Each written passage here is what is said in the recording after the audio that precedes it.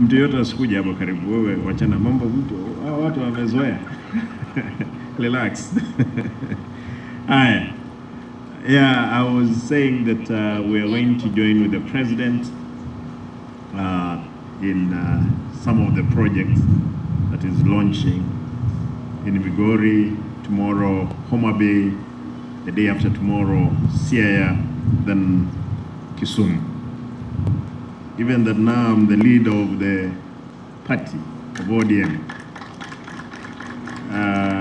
when the president is around, I need to make sure my house is in order, the whole region, and that's why I have to be there. Allow me to say this. This is a momentous occasion where we officially unveil the initiation of a building of a new ultra-modern county headquarters. I'm particularly delighted today to officiate the groundbreaking ceremony of proposed office block, which will be the seat of the county government of Kisii. As you are aware, the office of the governor is currently housed in the old municipal town hall in the premises of the county assembly, and it's now that we are embarking on construction of a new office block for the county executive. And the resolve to have a new state-of-the-art office block is a legacy undertaking coming 12 years after the onset of revolution in 2013. It is important to know that we have a major challenge in terms of office space at the headquarters, which impede service delivery. I can tell you, when there are some directors and officers who don't have office, some are operating in the corridors. Some don't come to work completely. They're operating from their homes. They have taken that advantage to till their land, not on service delivery.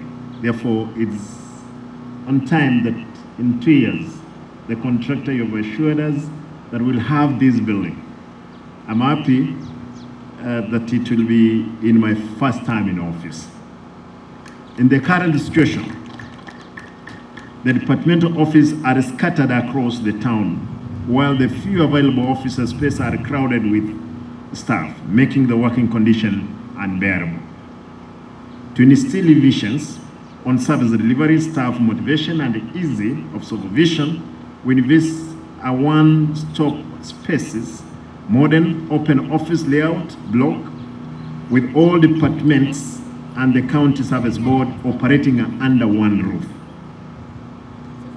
This will equally make it possible to install and manage the automated clock in the system at the headquarter complex, in which we will also adopt an open door policy. We also intend to incorporate other convenience amenities such as breastfeeding rooms, restaurants, banking services, and a Huduma center for the comfort of all staff. There are people who are thinking, we are going to provide that room.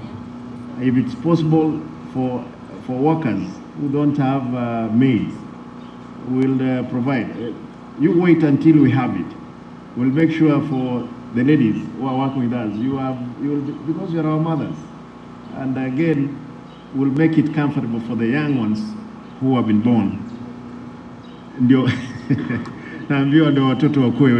Therefore, you can be sure we're going to make it comfortable. Restaurants will be around. Looking forward to have it as a state-of-the-art block. The project is set to be completed within 24 months, and I ask the project manager or management team to work closely with the contractor so as to deliver the office block as soon as possible. And I want to direct the contractor, please don't listen to anybody who comes to ask for kickbacks, because this has been a culture, a very bad culture. You can alter one block. I'm so happy that even the bars that you're using, you know, I've never seen this one. I'm told is what? D25, the highest is D32, which does 100 floors. Therefore, D25 is closer to what we are having. And I want to challenge the contractor, because there is another site where we came with the president hardly 2 weeks ago, or 3. Is it 3 or 2? 3 weeks. Then the contractor has not taken oversight completely. Until last week when I walked there, found the field is empty. I spoke to the president. I think after he was spoken to, he brought some 2 machines. I want to check on it today. His project is 3 billion. How I wish the 500 million will outshine the 300. But he is going to account for every penny. We're not going to give him room. Because I'm told the contractor has bad manners. He does some work. He has done some work in Bomachoge, Burabu, left him on the way. He did some work in, I don't know, Bomet.